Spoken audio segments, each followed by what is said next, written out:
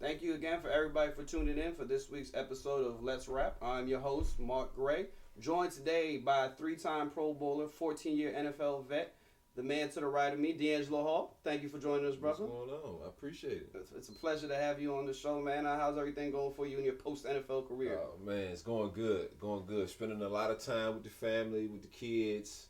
Was just in the gym yesterday with my boys, all just shooting around. So really getting a chance to enjoy being a father. I saw that on Instagram yesterday. You posted your first love was basketball. You had a picture of your son playing basketball. That's your first love was basketball? Oh man, absolutely. I don't think you can be from 757 and not love basketball first. I think we all eventually find our niche, whether it's track or football or baseball.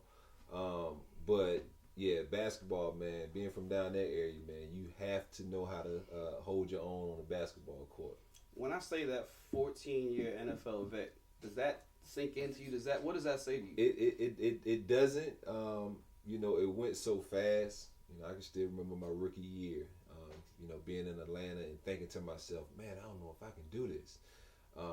And the only reason I said that was I was covering a post route and Michael Vick was throwing the ball, and I went to undercut it as I've done several times throughout my career in high school and college, and the ball just kept going, and I'm like, goodness gracious, and the receiver just caught a nice bomb on me. Peerless Price, I think, was the receiver, and I was thinking to myself, man, I don't know if I can do this, and there ain't no way from that point on, I couldn't do this. I mean, I was thinking, man, these dudes are a lot better than I thought, But nah, it was a time where I was thinking, like, man, I don't know if I can do this, And I started, learning the game of football even more because, a lot of times I just went out and played.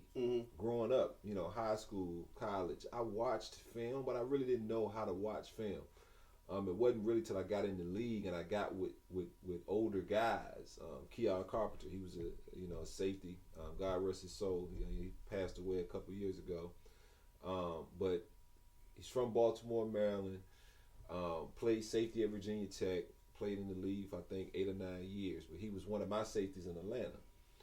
And it wasn't until he got me thinking about what my responsibility is.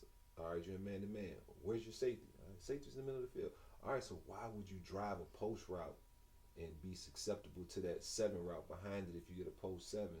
Or just why wouldn't you stay on that outside leverage knowing that you got some help inside? So it wasn't until he started really talking that ball that I never really thought about. And that's what I try to do to my kids.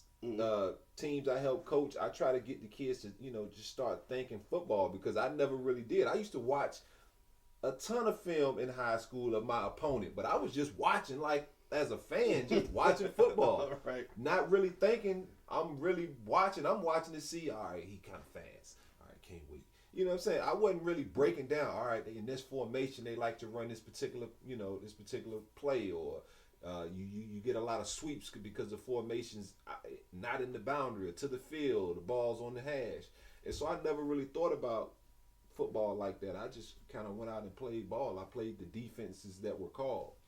And so, it wasn't until I got with him that I was like, man, and I started really learning football. And I was like, so the confidence definitely spiked right back up real quick because once I figured out, gosh, if I start playing like this, oh my goodness, I can't be stopped. Right. And so, the confidence definitely wasn't something that I was lacking for very long.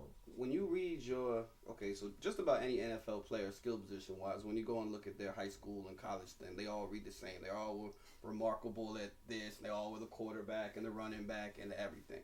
So that's what I expect. I went and I looked at yours, and even from that standpoint, like averaging 10 yards a carry as a running back.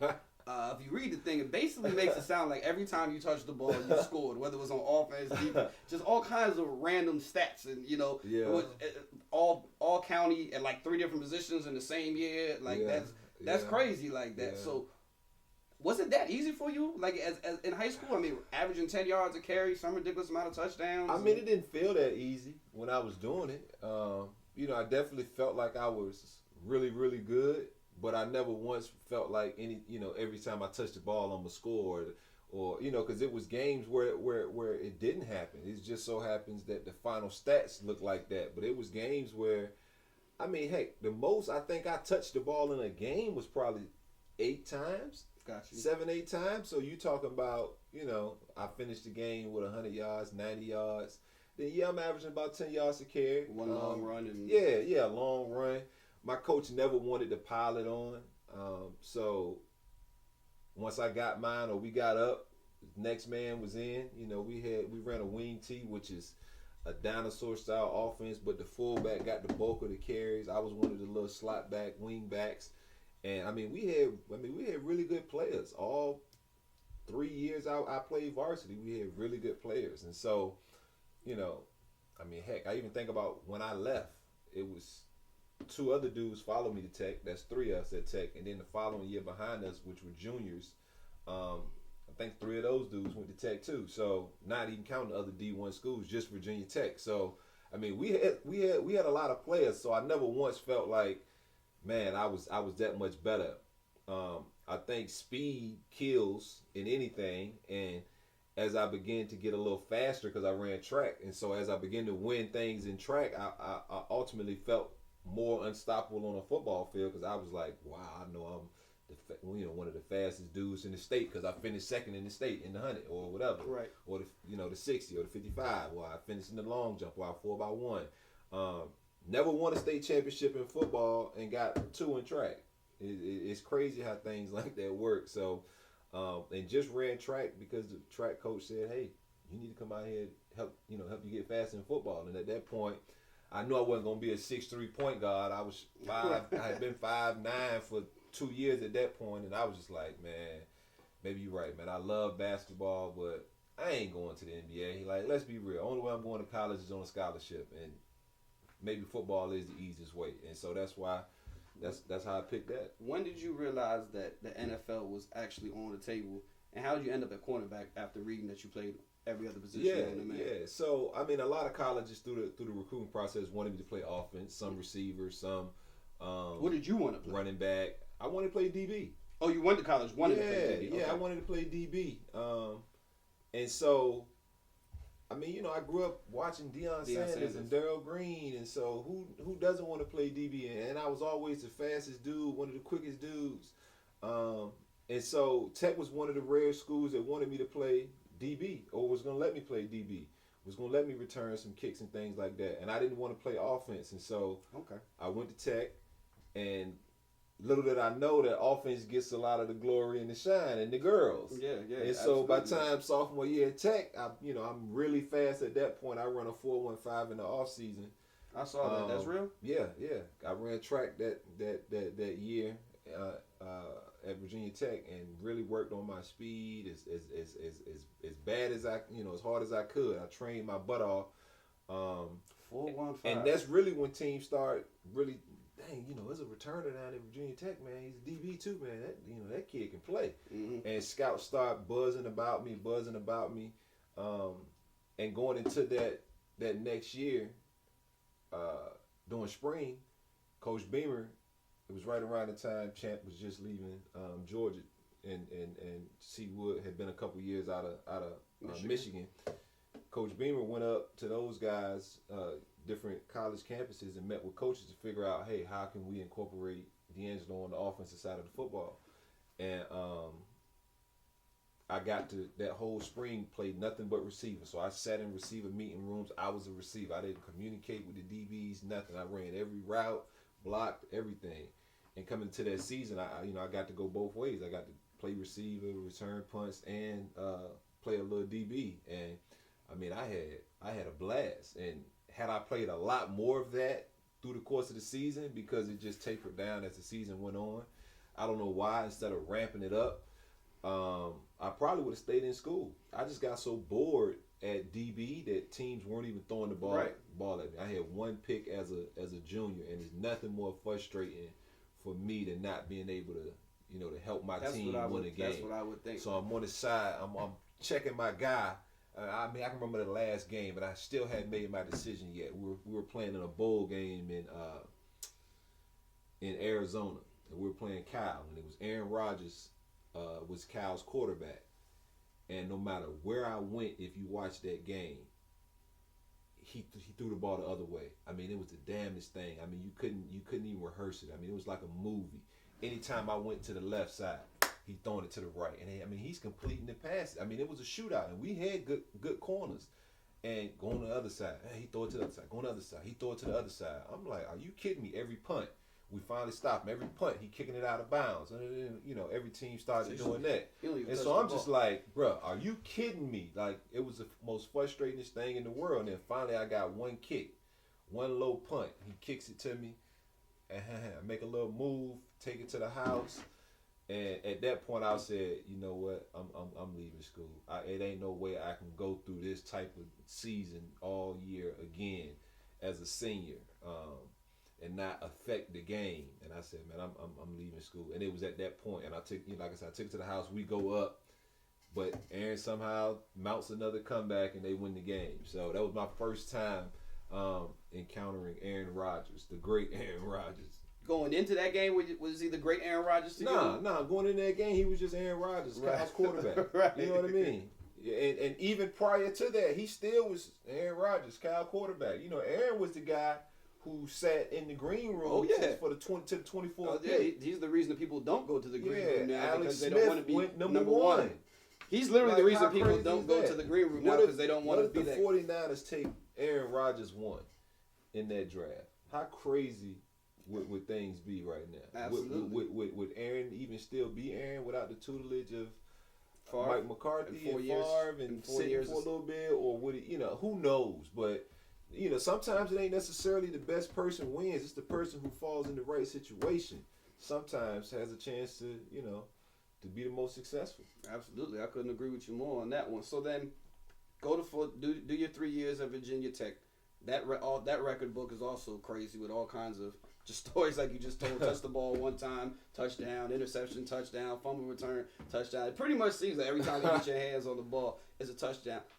You and Vic were at school together for what, 1 year? Nah, we actually weren't. You missed each other? Yeah, we missed each other. He was drafted in 2001. In that draft, he declared after the 2000 season. I came in 2001.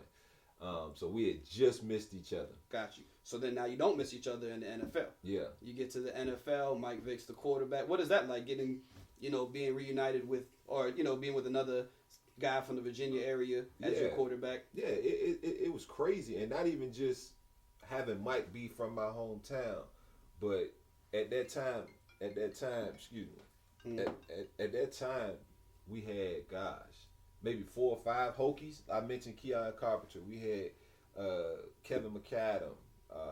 We had, why do I feel like it was one more guy? We had a couple, and Mike obviously, but I could have sworn we had another guy. But regardless, it just felt comfortable to you know what I'm saying, to know when Virginia Tech was playing. All us was playing Georgia Tech. We all were on the sidelines watching the game. Right. You know what I mean? I think Brian Randall had made it down there at some point, who was my quarterback at Tech.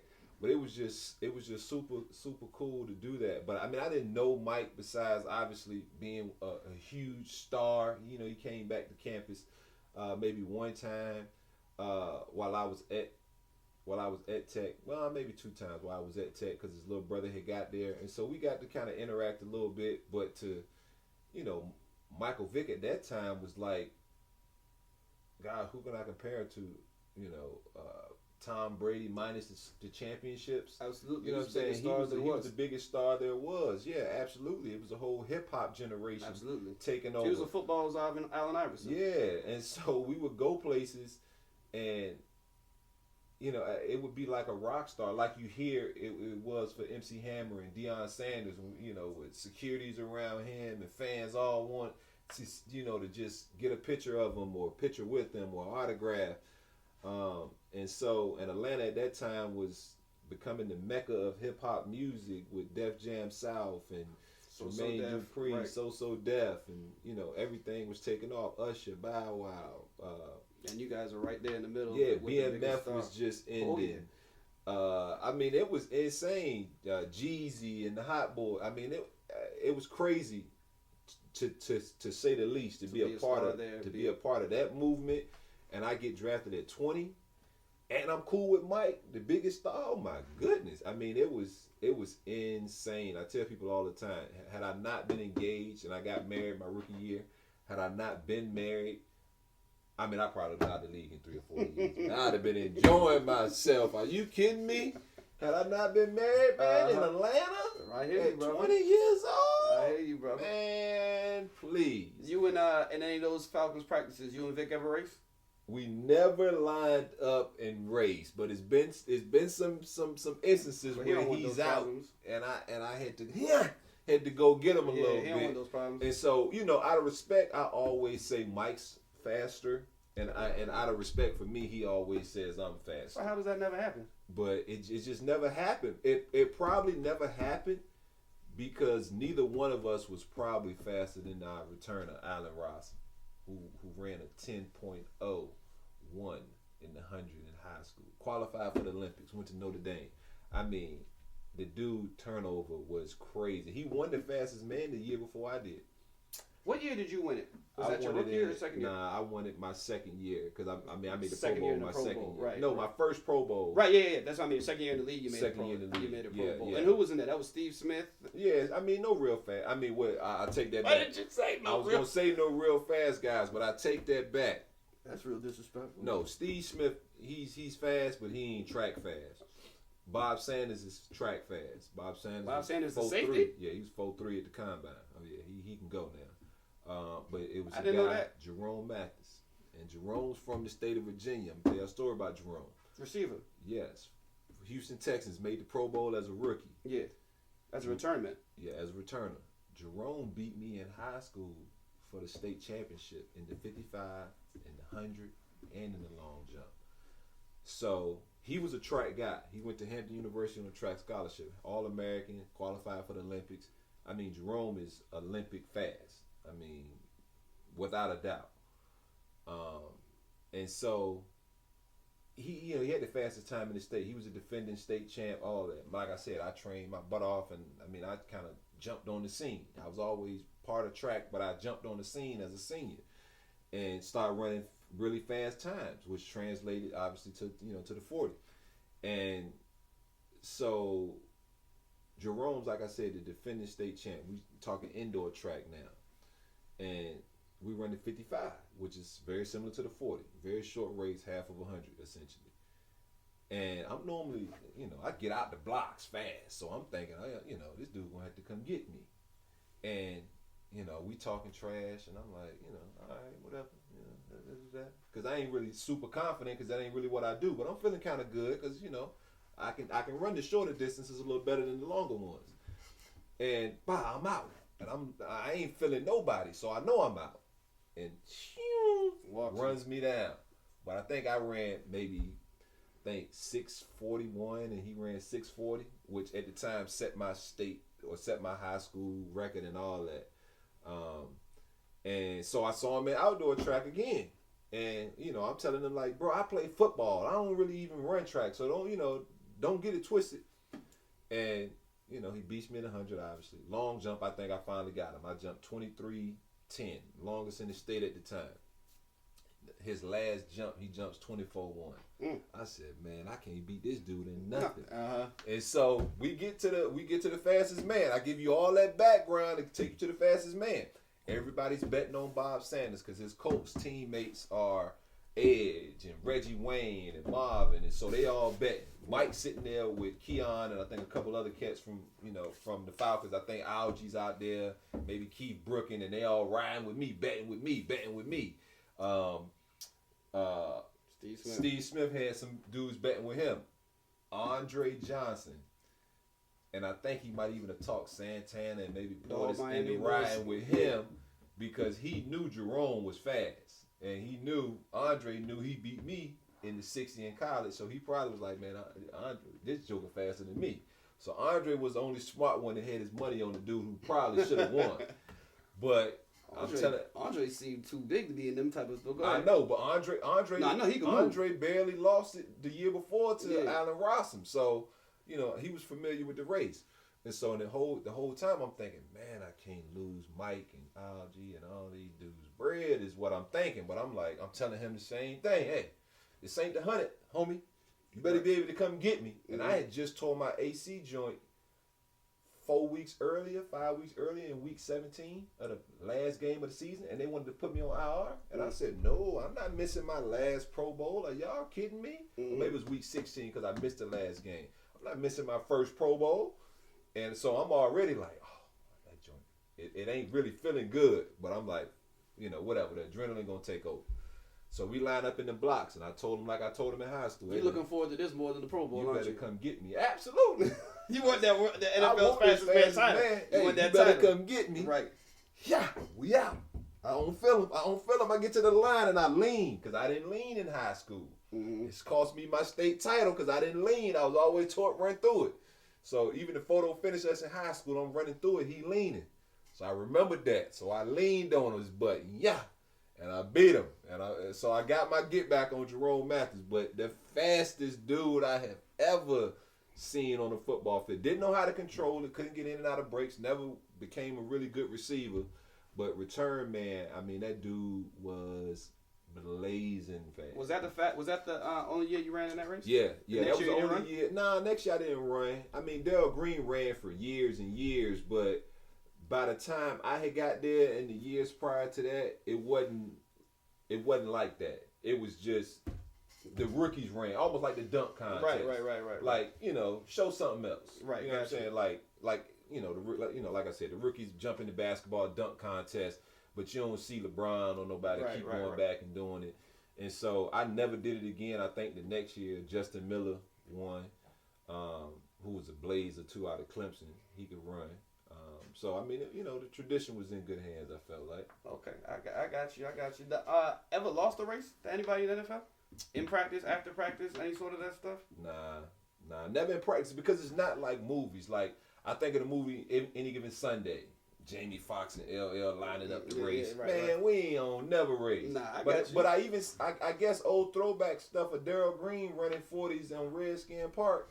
I remember, watching video of that, but man, by the time I got in the league, we ain't run no 40s. You ran that joke at the combine, and that was it. We saw a couple years back. And Les cats just getting into it with each other. Right. Remember it was a couple years back, Vic versus, was it Shady after practice? Somebody tried. I never saw that one. They said Vic was, they was calling my man old man. And he went and got him? Of course he went out there and got him. I thought you were going to tell me that LaRon Landry and Clinton Portis won.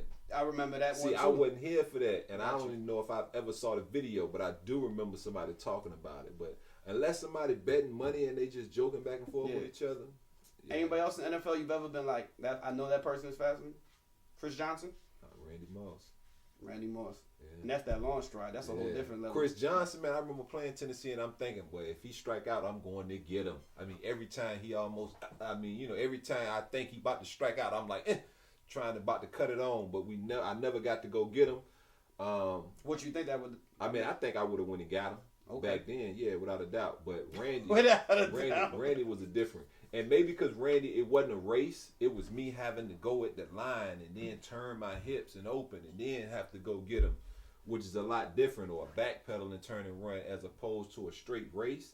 But with Chris Johnson, I was always opened up, ready to run with him. Whether I was at corner trying to go this way to get him or trying to cut him off on an angle, I always felt like, in that game that, I was going to be ready to jump. Randy's got that Usain Bolt, that stride. Like he just, once that stride getting to going, that 6'5" stride getting to moving, ain't too much you can do about that. Because the thing is, like, all those people you name, yourself, Vic, Chris Johnson, when you guys watch you on TV, it's like, man, that dude is flying.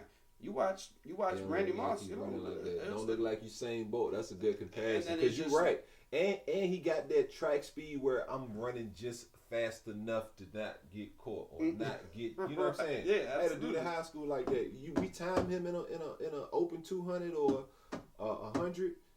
It would just, it would be decent. But you put him in the 4x2 where he got to go get somebody. It's just him having to chase somebody, or the 400.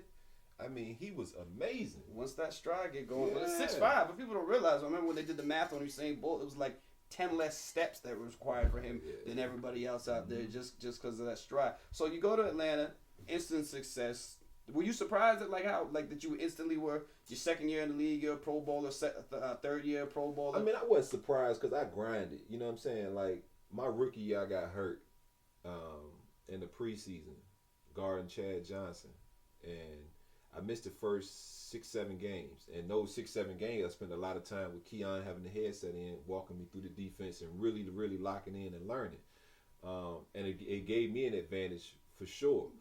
But it also built up some criticism from other people. I finished that season, even though we were in the NFC Championship game, and we lost to the Eagles. I don't think I gave up a touchdown all season when I came back after missing the first 6.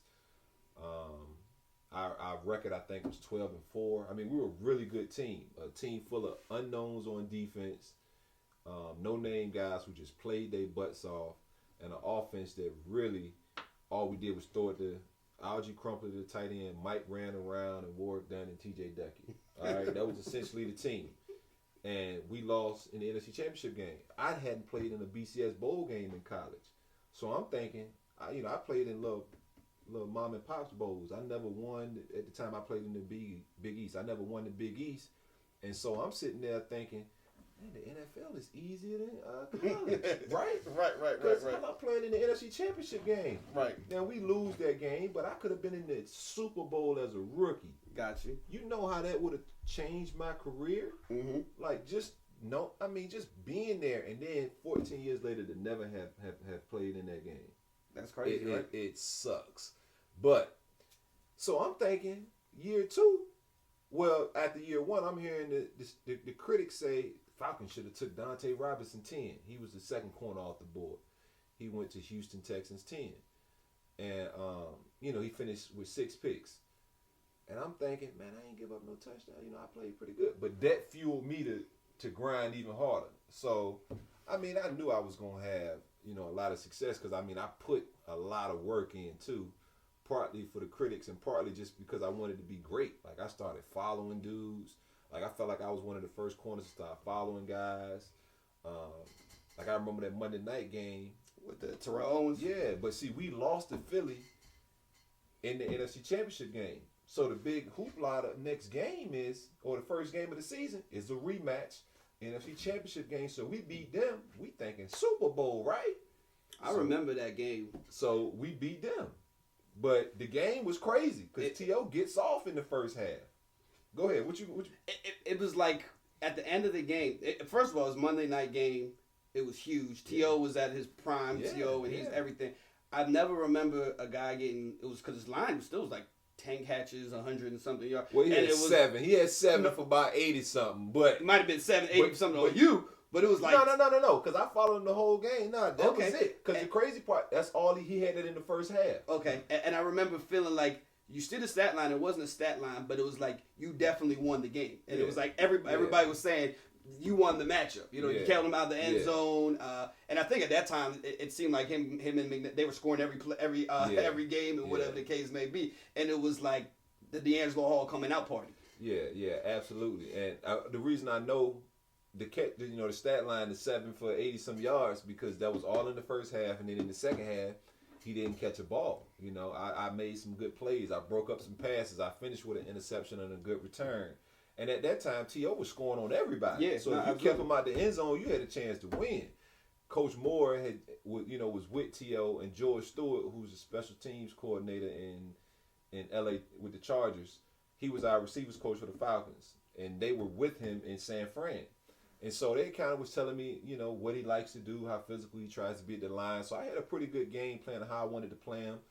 But being out there as a 21-year-old going against a 33, 34-year-old grown man was he that old 32, or 31. I remember seeing the clip of the game. He was probably 10, 11 years older than me. Right.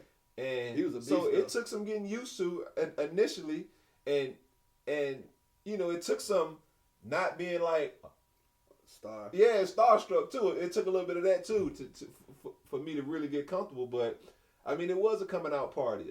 And after that game, you felt like it, didn't you? Well, yeah, absolutely. And I felt like our team was gonna keep balling. We started that year, I think 6-2, and finished 8-8, or 6-1, I think, and finished 8-8. And so, it opened my eyes too to the league. Like, man, Like if you don't hit it while the iron's hot, like right. might not be hot later. At first it was like, oh man, this is gonna be easier than I thought, and then it was like, maybe not so much. Yeah, huh? yeah. And then just the beef with the front office and the whole thing happens with Mike. He has to leave. What was that like? Knowing him personally, one from him being the leader, your leader of your team, and then two, like knowing him personally to watch that. The man that you just said was like a rock star. It was tough, and to just watch that be like. Watch that whole thing just kind of crumbling down. It was tough because I looked up to Mike. I think everybody in that locker room looked up to Mike and aspired to be the kind of celebrity he was. And so we all felt like, man, any one of us could lose it in a day. And so, it humbled a lot of us. Anytime you had Mike Vick on your team and on the field, it was must-see TV. So absolutely. It definitely made our team a lot worse because we couldn't do some of the same things we were used to doing. We weren't as explosive, and because of that, we didn't win a lot of games. And we had a dickhead head coach in Bobby Petrino, and so that on top of it. And I'm always a dude. As long as you treat me with respect, I'm gonna do the same. Like that's the least I can do. Like how can I be mean to a dude who's treating me with respect? Right. And so, but on the reverse of that, if you call me motherfucker, I mean, I'm a grown man, right? Absolutely. So I would probably call you motherfucker right back. And so me and Coach Petrino got into it during the game on the sideline, and it made a lot of headlines at the time. And at that point, I think the organization felt like they had to move on from me. And I ended up basically... How did you feel when that... I mean, it hurt a little bit because... I was told prior to Petrino getting there by the front office that, I was their guy. I was going to be there for the long term or the long haul. And, I get a contract next year. And so I went into the new GM, Dimitrov, and Mike Smith, who was the head coach at the time. And I asked him, like, hey, look, Dimitrov told me if you tell him you want me, they'll get a deal done. So Mike Smith walks me into Dimitrov's office. I want D Hall here. I wanted him in Jacksonville when I was a coordinator there. I want him here. Bam. He's a cornerstone of our defense, all this. And so I walk out feeling great. I'm like, all right, cool. I'm going to be in Atlanta. Cool. And then I found out later at the combine, they're trying to trade me. Like teams are calling my agent like, hey, the Falcons are, interested in trading Deangelo. So that's how you heard about it. And so I hop on a plane and fly to Indy, do media, right then and there, and I'm like, nah, look, I played hurt, banged up shoulders, knees, cracked ribs for this team, and for them to want to just trade me and not even tell me about it after they told me they're going to pay me because they want me to be here, I'm like, I'm done. It's part of that respect. I'm done. I don't care where I play. I ain't playing here.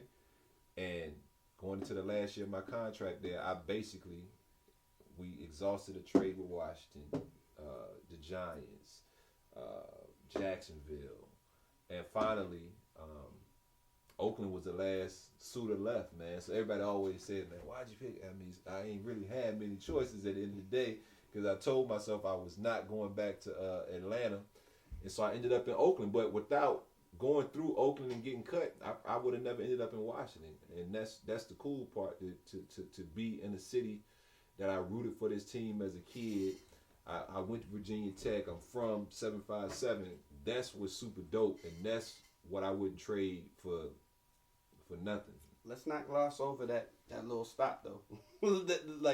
So you get your money. So now we talk about being 20 years old and talking about your little bit of first round money. Mm-hmm. You get some serious bread now. You go out there to Oakland and it was what was it, like $70 million? First of all, that you're the one living proof that when, and I always bring that example up, when people say guaranteed money, you're guaranteed, because your guaranteed money in Oakland was what? Was it supposed to be 30?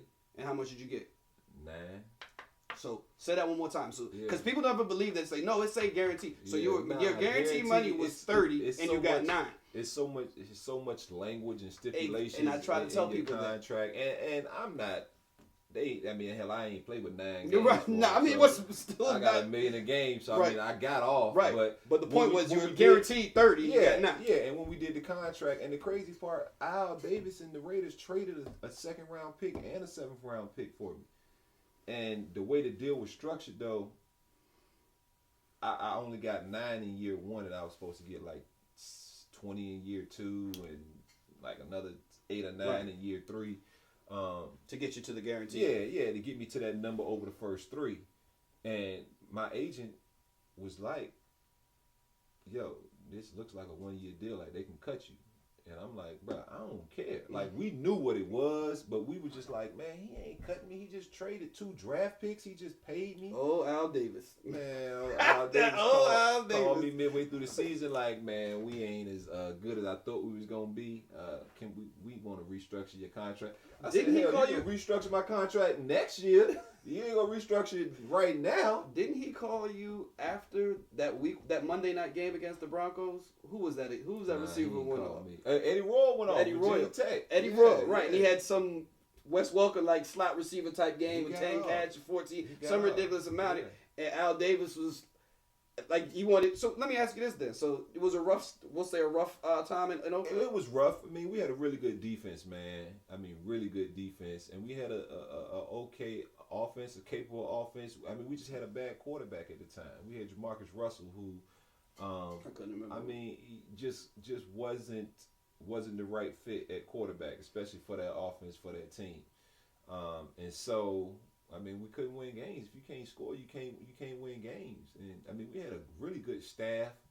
Rob Brown was our coordinator. Lane Kiffin was the head coach. And Lane got fired midway through the season. Remember, Al pulled out the projector, man. Yeah. Everything that it was like when he had a projector, I was like, where did he get that from? So, I hadn't seen one of those since elementary it was school. It was at any point in time. Okay, so struggle. It's a rough time on the field for you as well in Oakland. And funny, we were talking about earlier. It seemed because Nnamdi was opposite of you there, right? Yeah. Nnamdi was opposite me. And people seemed like they weren't messing with Nnamdi, and they was coming at you. Did you at any point in time in this, because you had so much success in Oakland, in Atlanta early in your career, at this point, do you kind of find yourself being like, what am I doing? Or maybe I'm not as good as I thought I was? Or no, not at all. I mean, you take the big game Eddie Royal had in week 1, where they ran a lot of man beaters. Mike Shanahan was in Denver. I mean, they motioned us to death and running quick to the flats, and we trying to lock up man. Because, I mean, Mike knew what the heck we were in. He schemed the heck out of us. But Eddie had a great game. He did. I didn't feel like a lot of those were on me, and a lot of the plays were underneath throws. As a DB, I'm telling myself, like, all right, dude had like 10 catches for like 80 yards. Like, right. Now, like this was slot work. Had 190 yards, 5 touchdowns or something like that. And so I didn't leave that game with lacking any confidence. And I was still playing really good football through the first 8 games. I had 3 picks, I think. 3 picks in the first 8 games. And so I'm over here thinking I'm having a Pro Bowl year. Right. Like I'm really playing good. I'm not giving up no touchdowns. I'm playing really good football. And the perception was I was playing bad football because I got cut. It wasn't that Al had signed a bunch of dudes that offseason and I was the last one to be signed and he was trying to cut costs and who knows why Al does what he does. Like, that wasn't the question people were asking. It was, this dude, what's wrong with him? And so when I got cut, I got a chance to go to, I had a couple different places want me to come there. I had Mike Tomlin, who's a 757 guy, but Mike Tomlin sold me on, man, we're going to let you play some offense. We're going to let you return some kicks. And I'm thinking, bro, I need to I need to show everybody I'm still a lockdown corner. What you mean? And a couple other places, oh yeah, we're going to work you in, da. So you had no interest in playing offense? Nah, heck no. I wanted to establish that. I mean, I just got paid like the top corner, and then you trying to tell me I ain't the top corner? I know I'm nice. Right. Like, don't get it twisted. And so I wanted to go somewhere where I had a chance to showcase I was nice. And in D.C., even though they had Carlos Rogers, who was a first-round corner, Sean Springs, who was a first-round corner, Fred Smoot, who was a second-round corner. It was a year right after Sean T had passed. And they had LaRon Landry at safety. And so, I mean, we had a really good defense. And they were 6-2 at the time. So I'm like, heck yeah, I'm going to go to Washington. And they told me I had a chance to play. I was going to get to play T.O. a little bit. He was in the division. And so I finished the season. I ended up getting some time my first game with Washington playing T.O. Got a pick on Dallas. And from that point on, it was like, oh, man, this joker, we were told that he knows how to get the ball. He gets the ball. Right.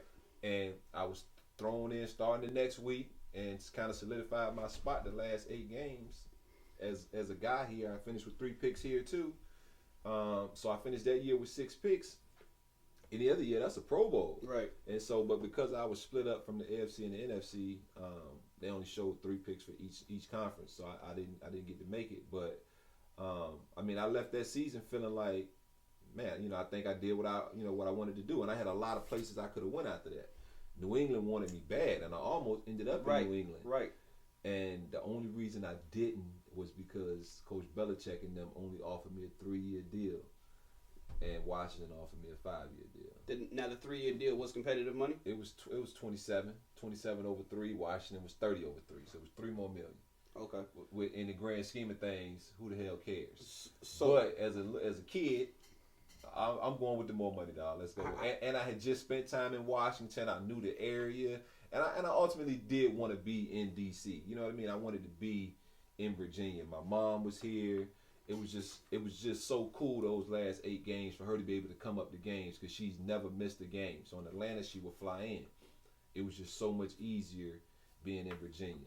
How often do you think to yourself what would have happened? Oh man, all the time. And do you think that you and Belichick would have worked though? I think. You think you would have worked in New England? I think we would have because I think Bill would have respected me. What if he tried you with that Malcolm Butler stuff that just happened there? I'm saying, end of the day, Bill would have respected me, and he would have known me and my work ethic and my grind on the field. And so I don't think it would have been an issue.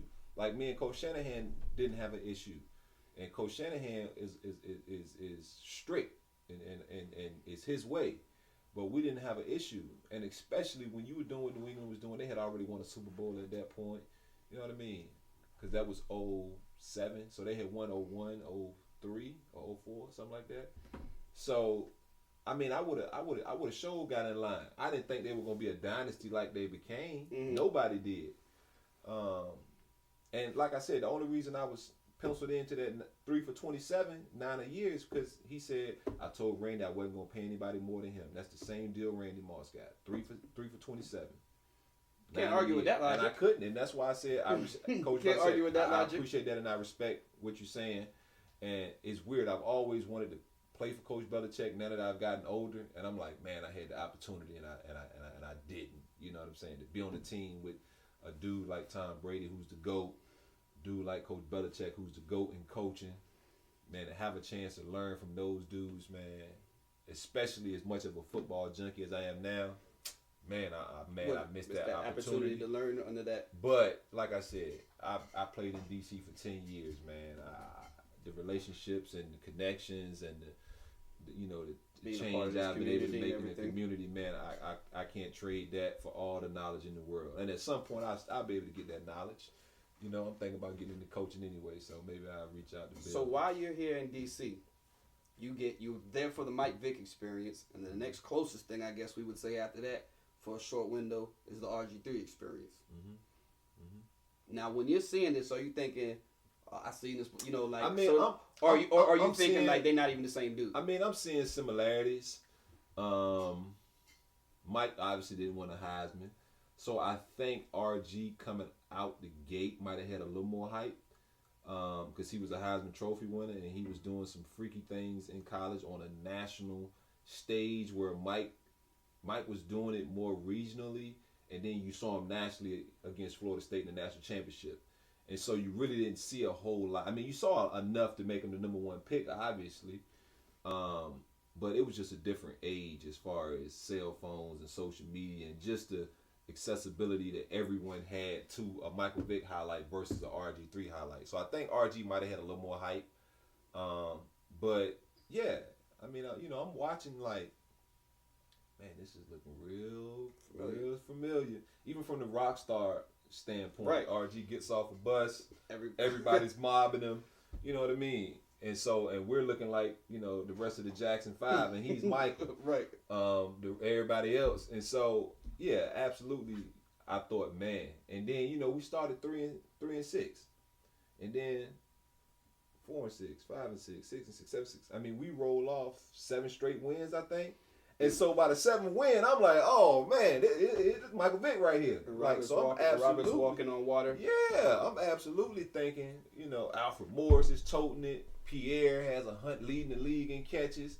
We got Seattle down 14-3 in our place in the first round of the playoffs. Oh, I'm thinking, oh, bro, we in there. Right. Against Russ. Russ wasn't quite Russ yet. Nah, absolutely. Against Lil Russ. Oh, we got this.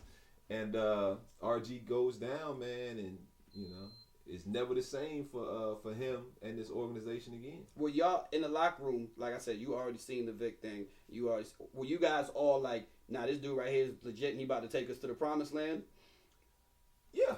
Yeah. Right? I mean, we all were feeling like that because, he was throwing the ball. He was running the ball. The problem was he was getting hit a little bit too much on some of the read option stuff. But you could just see he was a superior athlete than a lot of the dudes that were trying to get him. And that's what happened with Mike. Carolina, it was teams in our division in Atlanta that was drafting specifically to stop Mike. Like Carolina drafted the most athletic player on the board, Julius Peppers. Tampa had had Sapp and Simeon Rice, super athletic dudes. You knew what you had to prepare for. Yeah. New Orleans drafted Will Smith, an athletic DN. God rest his soul too. He got killed in New Orleans a couple years ago, but he was in my draft class. They drafted an athletic defensive end like him with like the 14th pick. So teams were starting to draft players to specifically stop Mike. Our division hadn't realized that yet. So yeah, the Giants had a really good defensive line, but nobody was Olympic speed like RG3. You know what I mean? Straight line speed, Vic or RG? It depends how far you run it. If you running 100, probably RG. If you running a 40, Mike. Right. Easy. But Mike's way more elusive. Yeah, Mike had shape. Yeah. That's what RG didn't have shape. RG had that top end speed. Yeah, though. like when I see McNabb, McNabb had shape. McNabb never had speed. He had shape though. Mike had shape without a doubt. Like Mike had shake and speed, and so that was dangerous because he could give you the ta-ta-ta and then shoot out, and Donovan couldn't shoot out. Donovan could shake you and elude you, but Mike would shake you and put the deuces up on you. And in 100, you were RG3. Probably me. I mean, I'm not a good 100-meter runner. Got you. But I would like to think I could beat I could have beat a hurdler in my prime. I Right. mean, RG was a hurdler right. at the end of the day, but he was fast too. Right. Now, two different ways. You were there when the Mike throne came down, and you were there to watch it was actually more painful to watch. It had to be, at least from the outside, I don't know what it was like in the locker room, to watch the RG3 thing just come crumbling down. And it looked like it just came crumbling down. It looked like the teammates kind of just moved out the way and let it come crumbling down too. It kind of was like, oh, hey, there's RG3. He fell. Kind of to you. What was that like watching that whole thing? And did you, from 1 year ago being like, all right, bet we on our way, to like, yo, this dude is our practice squad quarterback? I mean, at some point,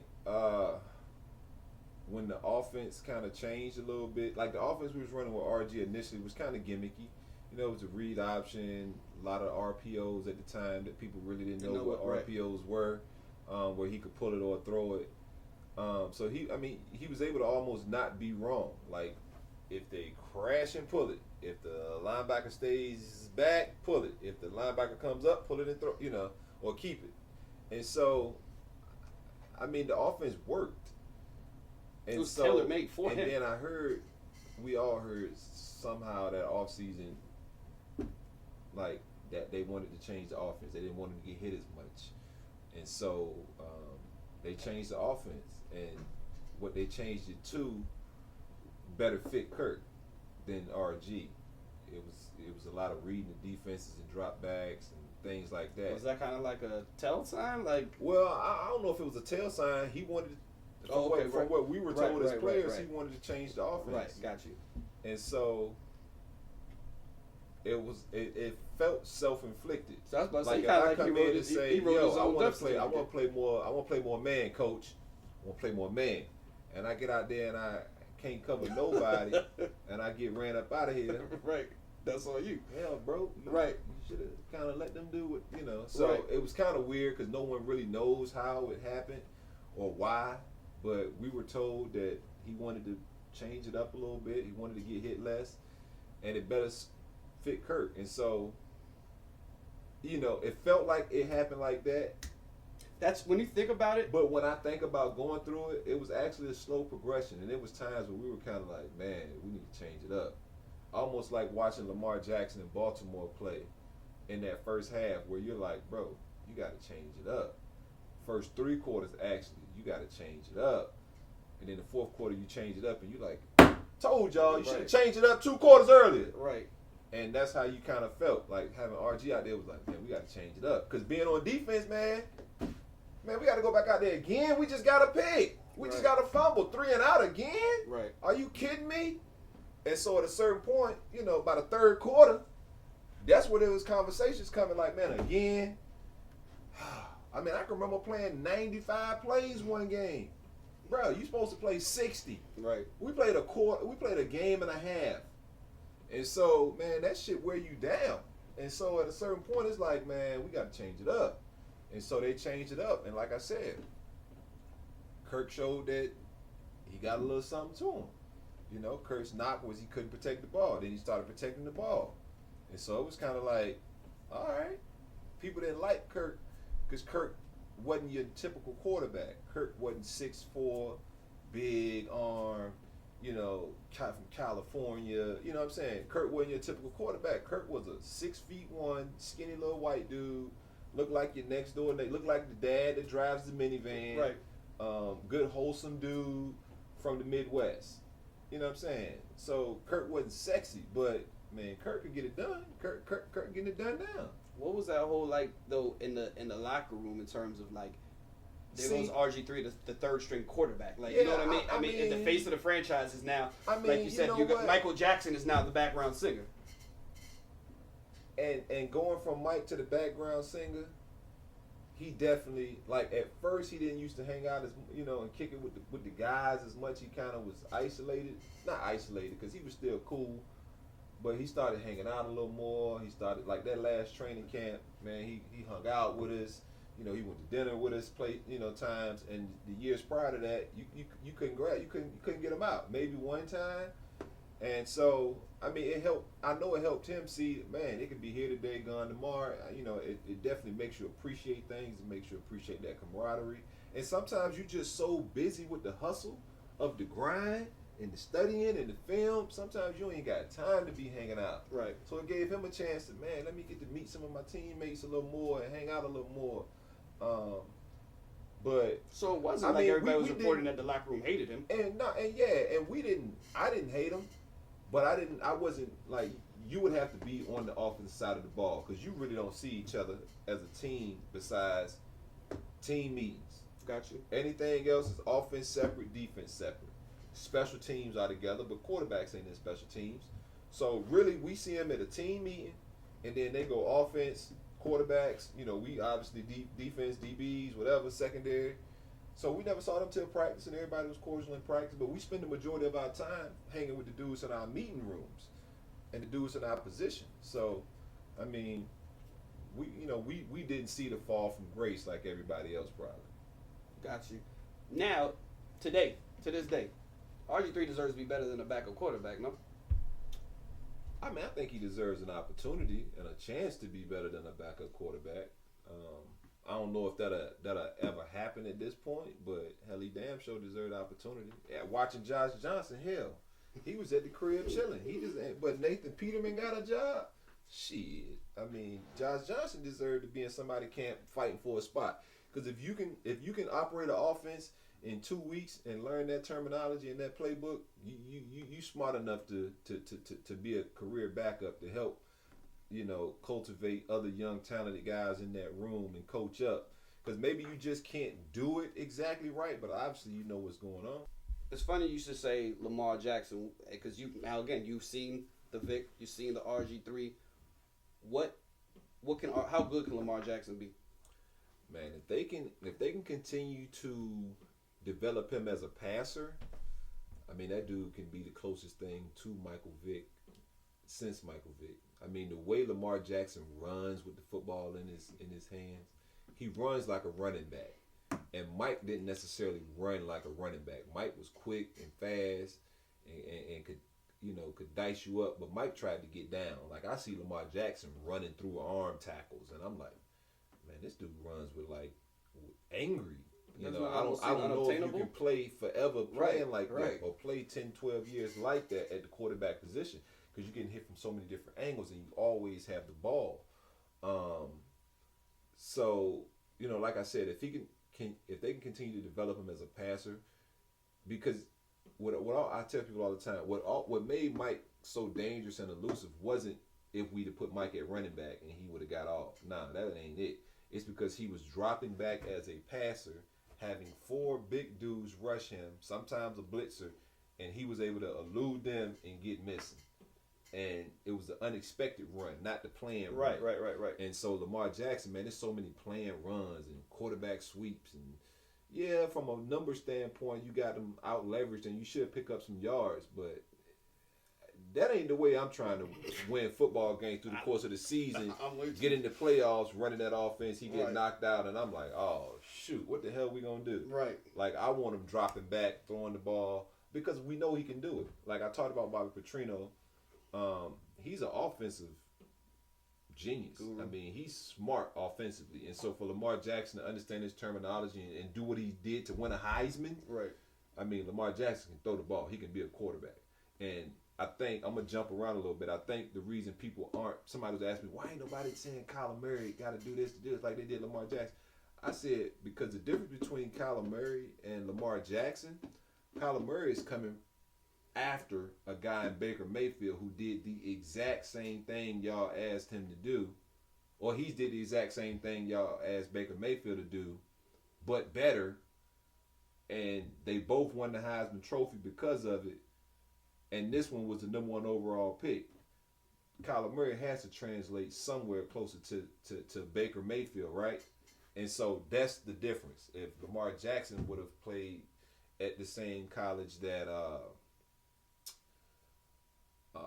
who's the guy? I don't even want to throw Pat Mahomes, but say Pat Mahomes, and he was a year or two years behind him, to where they were coming out back-to-back years, and you see Pat Mahomes' success, you probably would be like, all right, maybe he's closer to that, but because he came out of Louisville, where it's wasn't really a guy in front of him who made a lot of plays or did some things, it was kind of like, well, was it a gimmick? Did he come out telling them to throw it here or throw it there? And so it was a lot more question marks with Lamar. But like I said, if they can continue to teach that dude the quarterback position and how to read defenses, and it's simple, man. It can be as easy as 1 high versus 2 high safeties, an 8-man box, 7-man box. Do we run the ball this play or do we pass it? They running the ball and they in 0. 10 men in the box to stop the running. They come right up out the huddle. Down said. Still run the ball. Like, just teach the man, all right, man. Hey, check. Hey, tango. Like, just do that. Just to get a man a little bit of weapons. Right. And so, unless they develop him like that and continue to do that, I mean, Harbaugh got the job for a couple more years, but if he really trying to win, because that defense is bombing, if they really trying to win, they got to develop Lamar at the quarterback position. A former teammate of yours, I've never seen the jury be out longer on somebody than Kirk Cousins. It's like every year we start.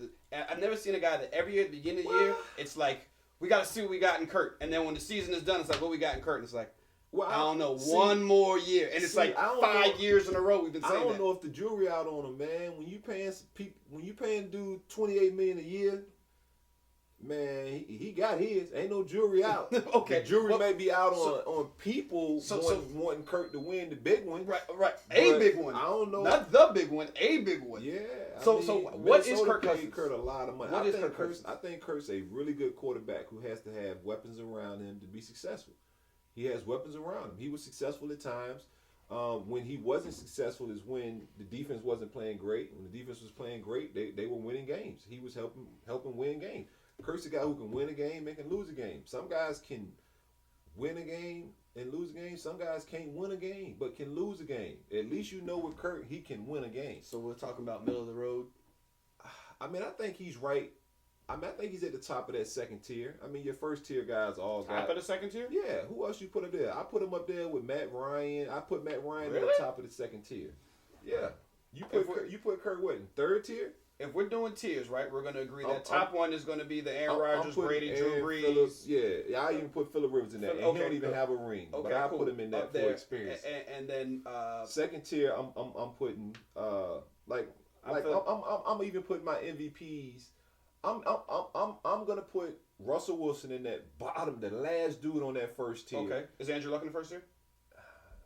Not to me, man. Okay. He had a really good season. But then he's in the top of the second tier. Yeah, he's not the top guy in the second tier, but he's in the second tier. He's in the top of the second tier. Okay. Now Kirk Cousins is not in the same tier as Andrew Luck.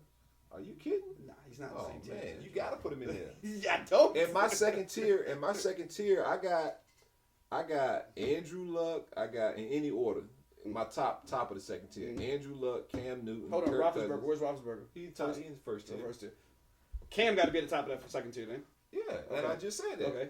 Cam, Andrew Luck, Kirk Cousins, Matt Ryan, and I mean I'm not even rating Mahomes and Deshaun Watson and some of them just yet. Yeah, too young. But yeah.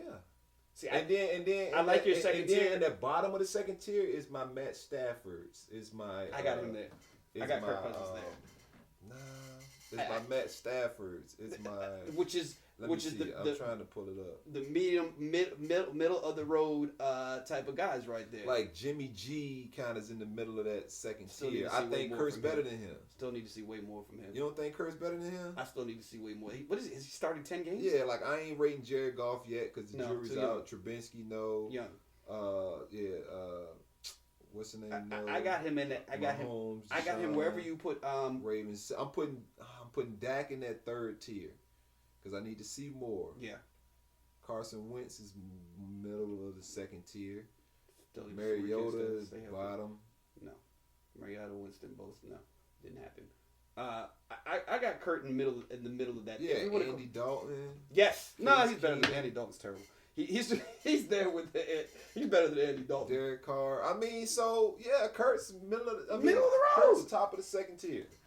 I don't think that's what we just said. I don't think that's what we just said. Kurt threw for what? Just numbers wise, 800 yard seasons. Yeah, absolutely. But it's not troubling that he doesn't win any of these big games. I mean, I don't watch enough of Minnesota to know, but for us, even for you, okay, for us, I mean, we didn't necessarily always show up on defense or always do this or that. Like, I'm a big proponent in the team having to help the team. Like, yeah, he gonna get the glory, but who the hell cares? Right. Like, I want to win games, and so if we don't do what we need to do on defense, the offense can't carry us. Like, we didn't have one of them type teams. Right. Like, for Kurt to do what he did with D-Jack, Pierre, and Crowder and Reed, and then the next year to have really nobody and damn near do the same thing. I mean, he made a lot of good shit happen with not a lot. And so... D-Jack's another one I forgot about speed-wise. Where's he ranking up there? D-Jack can go. D-Jack can go. I don't see... You can get that, or he can get you? D-Jack don't want no problems either. I mean, me and D-Jack ain't never took me on just no go route. D-Jack's ran little crosses, and I've had to run him down. I mean, D-Jack can run. I know that. He can run. He got the crackhead speed. I know he can get up out there. He can run. I'm not going to say he's faster than me. But, I mean, I know he's ran past me before. But like I said, being in the DB, sometimes I got to turn my hips and all that. So it's a little different. But, I mean, I know he's ran past me. Hell, Jeremy Macklin's run past me. As a cornerback, right? I know you're going to get up for an elite number one receiver. Julio Jones, T.O., whatever the case may be. And you're going to get up for an elite quarterback. Which one do you find yourself having to prepare for more? Like, are you more concerned with guarding Randy Moss, or are you more concerned with going against Aaron Rodgers and Tom Brady type of dude? I mean, I'm more worried about the matchup between that receiver. But like, if you're going against New England, there's no receiver that's carrying you. But that quarterback is what's gonna make it move and what's gonna make it click. So yeah, when you playing a guy like Randy Moss and his quarterback is Tom Brady. Okay, well that's a combination. That's crazy. Right.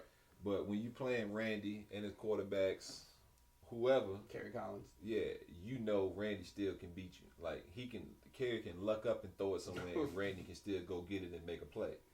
You know, Tom and those great quarterbacks are a little different because, like, you can be in great position and that great quarterback's gonna put the ball in the spot that only his receiver can get it.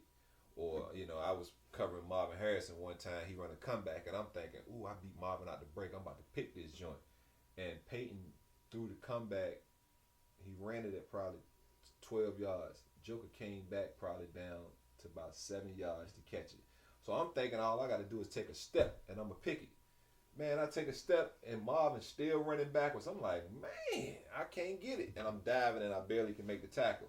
And I got out the break before Marvin. I'm thinking I'm about to pick it. But he ball placement. That ball placement from the quarterback. So sometimes, I mean, the quarterback is so hard to really prepare for those guys.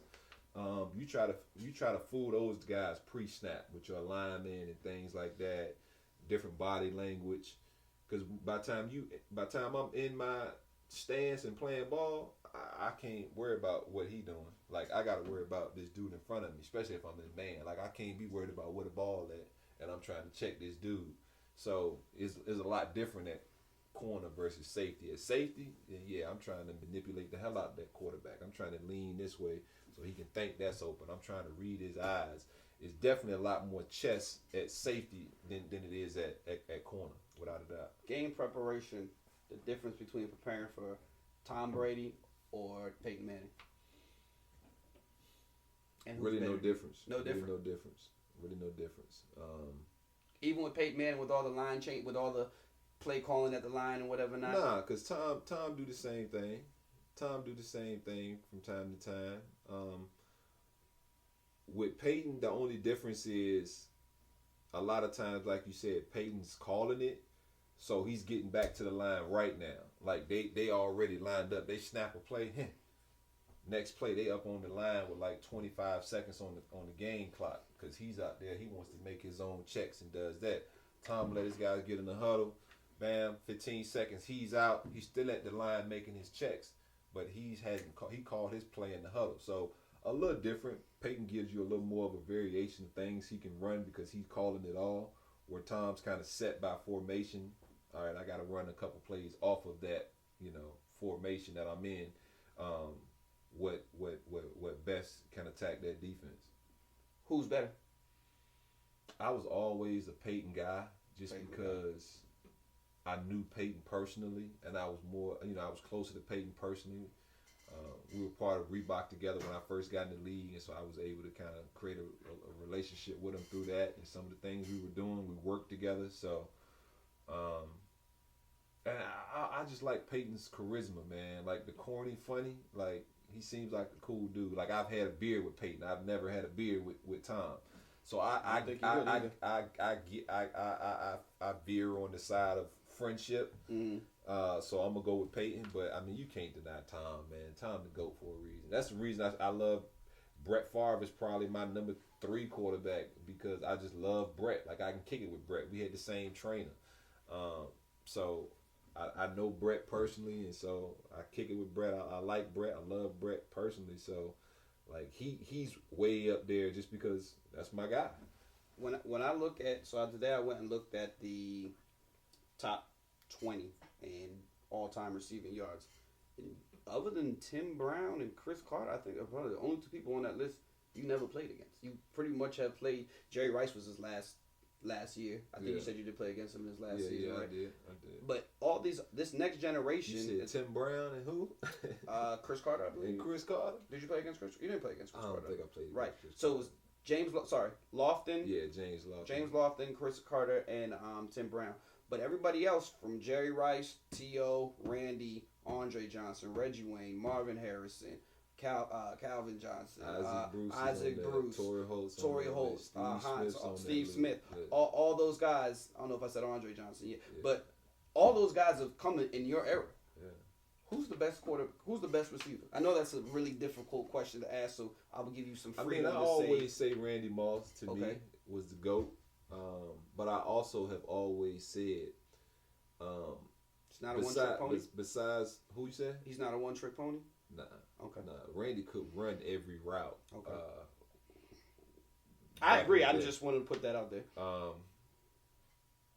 But I've always said, if you want a receiver, you can pick 20 them 20 dudes, pick them out of hat, and damn it, you gonna right. It's no wrong answer. They all Hall of Famers. You're gonna be jumping up and down like, hell yeah, I got that one. Yes, right. Because it's almost like going in a restaurant and it's like, damn, everything look good, bro. I don't know what I want. Right. Everything looks amazing. Can I have it all, or just pick me something? Waiter. Right.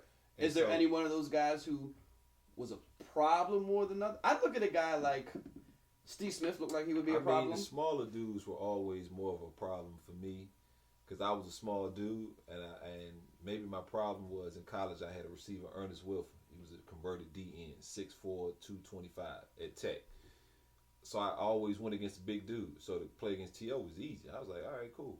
I prepared all in college.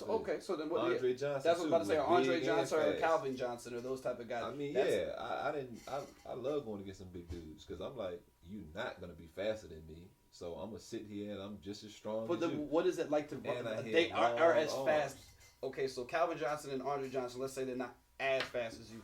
They are. Yeah, they're step slower. I mean, they're faster than 5 inches taller. They're faster than everybody else, but I jump out the gym too. Okay. I'm a hooper. I got you. So I remember going in the gym. Like I remember being 5'9" at Bob Gibbons' basketball tournament and having to guard Rashad McCann 6'5", bringing the ball down court, and then he tried to post me up. So now I'm playing big man. Mm-hmm. Now I'm guarding the point.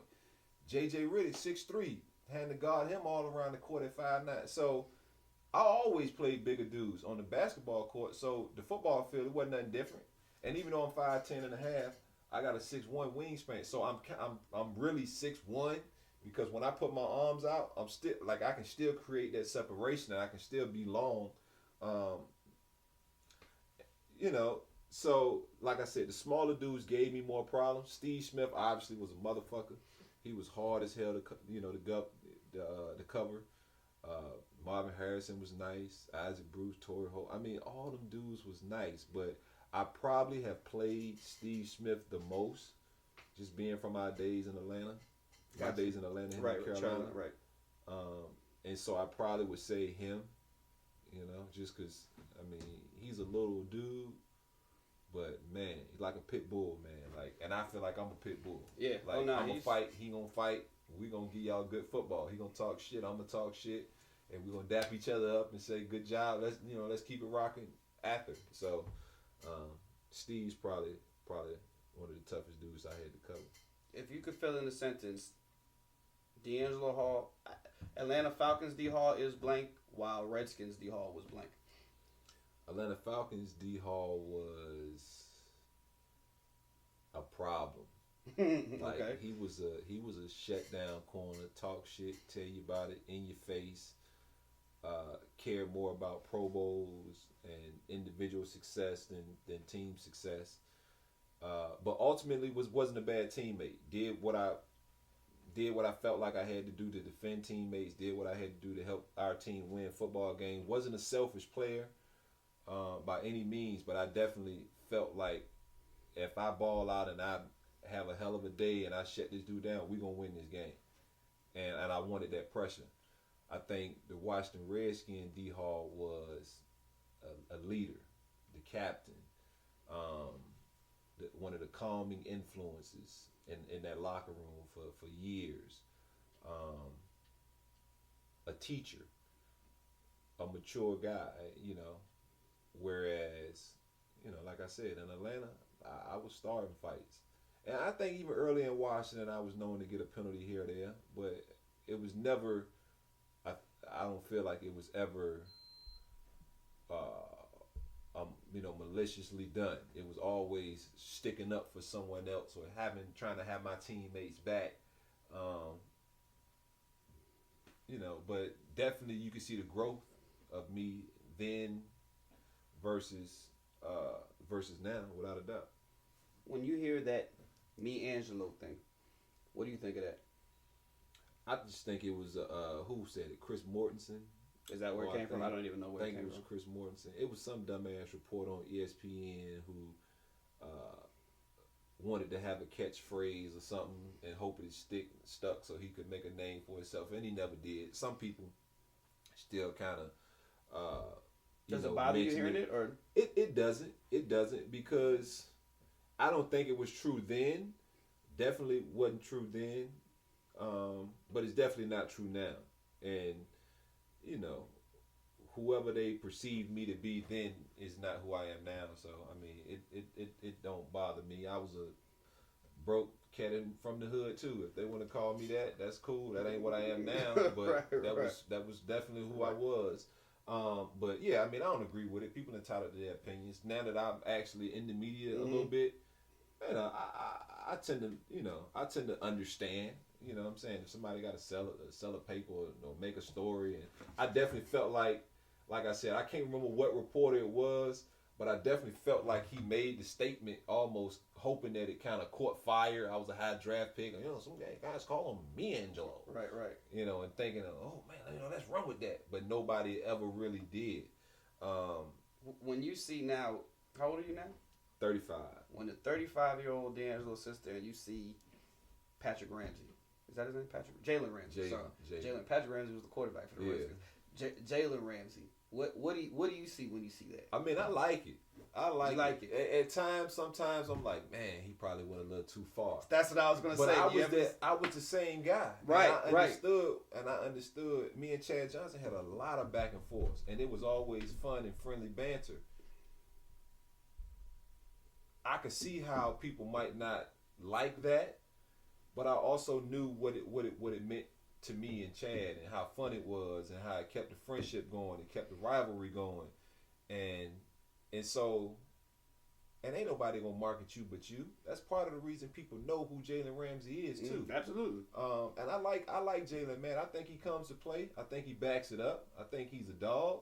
Like, if you talking shit and you ain't about that life, I ain't really trying to hear you. Right. But if you talking shit and you about that life, because I was about that life and I talk shit, I'm with it. Right. And so if you with it and you want to put that extra mark on your back, go get it. I remember Champ Bailey told me one good story. Like, D-Hall, man, why you always talking shit, man? Like, you talk so much trash, you making people single you out. And he was like, man, I just hide under the cloud. Like I just go play ball. Like, I play ball. I don't talk bad about nobody. I don't get nobody no extra motivation to come out here and beat me. I'm like, man, Champ, I don't give a damn what they want to do. I'm telling you what I'm going to do. As I got older, I'm like, man, I'm not giving this dude no ammunition. Come out here slipping and I'm going to put you in the dirt. Come out here acting all big and bad and I'm going to still put you in the dirt. How you want it? And so I never really started engaging in that back and forth. Oh, man, that's a good team, man. Really good offense, great weapons. I hope we can contain him. Right. When early in my, I mean, he all right. I mean, he run one route. That's all he do. I'm giving him his game plan. He coming out knowing I know he doing that. Mm-hmm. I started keeping my cards a little more closer to my vest. And it wasn't until Champ told me that I said, man, you are right. I'm singling myself out, telling this dude what I'm going to do to him. And sometimes I do it, sometimes I don't. So well, maybe some of that comes from, like you said, when you're in Virginia, spending half the year bored out of your mind, wishing somebody would throw you the ball. So, it's like, why you doing that? Because I want, I want some action, I want some action, So that kind of makes sense, You came from being bored out of your mind because when nobody throw the ball. So it's like, why you putting a target on your back? Because I want some action. You know what I mean? So it kind of makes sense. What is it like now? I'll ask this question as I look behind me now on the screen and you see Antonio Brown. When you see, and not even to see him, now that you're 35 and you're on the other side of the desk and you're watching this stuff and you find yourself commenting on the likes of Antonio Brown or Le'Veon Bell or insert name here, you know what I'm saying? What goes through your mind when somebody says, when I watch you on Fox Sports and you're talking about a locker room guy and da-da-da-da, whatever, like being that you were, at one point in time, I was that guy. Yeah. I was that guy. And I would just say, Antonio Brown's a great football player. Mm-hmm. At some point, your skills will deteriorate a little bit, and once they do, is a humbling experience, especially for a star. They don't put up with as much shit. I think T.O. and Chad figured that out. That's probably why they ran out the league way before their time. Before their time, absolutely, because those guys could still play, but the headache was more of a problem than the actual ability on the field or the production. And so I'm a fan of Antonio Brown. And I find it hard to believe that all of this is just happening right now. I know Ben a little bit. We were drafted together, and I know Ben's a little bit of a diva, and I read Antonio Brown was too much of a diva. I'm sure Ben was a diva, and Antonio Brown's probably doing what he's seen Ben do several times, maybe behind closed doors or not as public.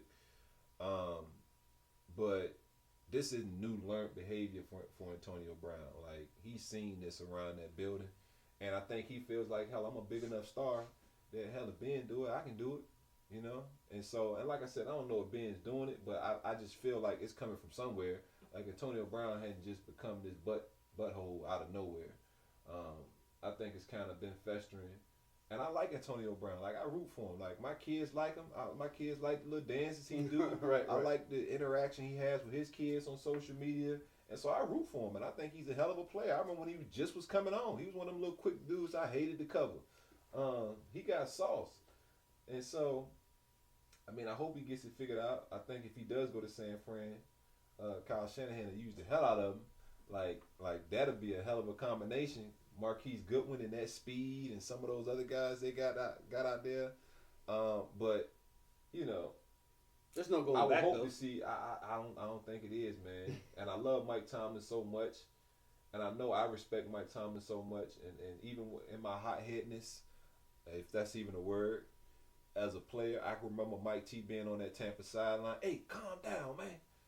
And I calm down and listen because I know Mike's history. I know he's from 757. I know people who know him. And at that time, before I had met him, it was, all right, OG. You know what I'm saying? I got you. It was just that respect.